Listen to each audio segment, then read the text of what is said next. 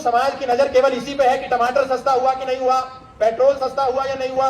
लेकिन हम में से किसी व्यक्ति ने नहीं देखा कि बजट में 3400 करोड़ रुपया माइनॉरिटी मिनिस्ट्री के माध्यम से इस देश में एक तबके के लिए आवंटित कर दिया गया 3400 करोड़ रुपया।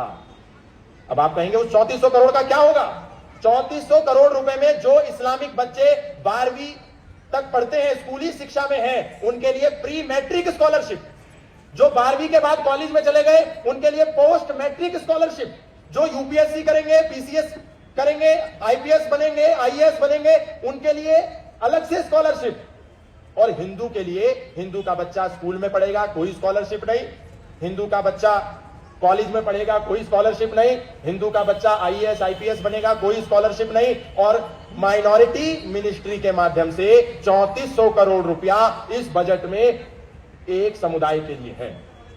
अब प्रश्न हमको यह करना है कि माइनॉरिटी का मतलब क्या? इस देश में 1992 में माइनॉरिटी कमीशन एक्ट आया, लेकिन उस पूरे एक्ट को आप पढ़ेंगे तो कहीं भी माइनॉरिटी की डेफिनेशन नहीं डिस्क्राइब है। माइनॉरिटी कौन है?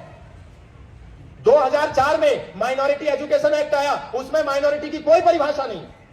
पूरे संविधान में माइनॉरिटी कौन है इसकी कोई परिभाषा नहीं। फिर भी एक समुदाय को हमने माइनॉरिटी घोषित कर रखा।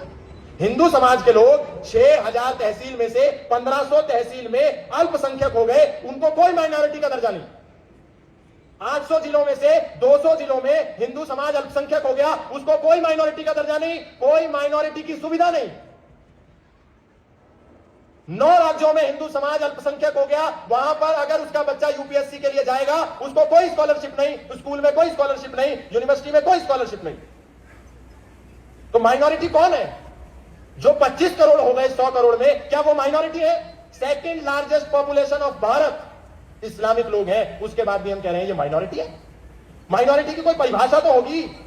अगर माइनॉरिटी है तो फिर केरल में हिंदू माइनॉरिटी है, उसका बच्चा जब यूपीएससी करेगा उसको स्कॉलरशिप मिलनी चाहिए। उसका बच्चा स्कूल में पढ़ेगा उसको स्कॉलरशिप मिलनी चाहिए।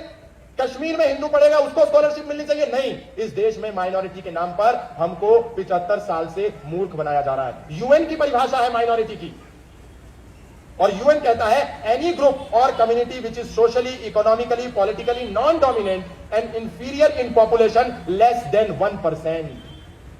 जो राजनीतिक रूप से भी सशक्त है, आर्थिक रूप से भी सशक्त है, सामाजिक रूप से भी सशक्त है और 1% से अधिक है, उसको भी अगर हम माइनॉरिटी कहेंगे तो फिर इस देश में 3400 करोड़ रुपया हिंदू की टैक्स का पैसा सारा का सारा एक व्यक्ति को पुष्ट करने में ही जाएगा। और वो इस समाज में हो रहा है, हमारे सामने हो रहा है। लेकिन हम सो रहे हैं क्योंकि हमको टमाटर सस्ता हुआ या नहीं हुआ, हमारा ध्यान इस विषय पे है।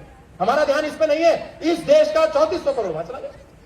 क्यों नहीं है? क्योंकि हम सजग नहीं हैं, हम सतर्क नहीं हैं।